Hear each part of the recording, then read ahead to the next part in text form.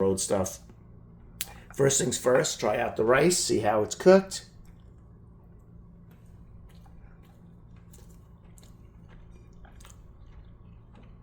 All right. The rice is cooked properly. I mean, it's kind of flavorless eating it plain, but it's plain white rice. That's what you get. But it's definitely cooked right. It's not mushy. It's not hard. Let's try some rice with some sauce and some onions and peppers.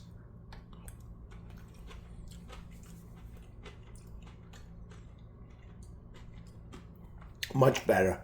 Nice flavor. It's decent. So far, so good.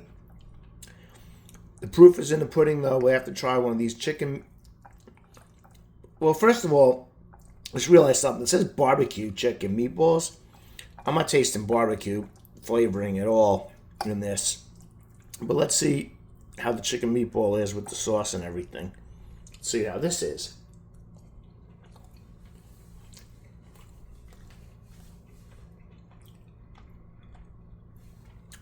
It's pretty good. It's not horrible. It's not great. Tastes like beef, actually, even though it's chicken. All right, there's nothing really bad to say about this, but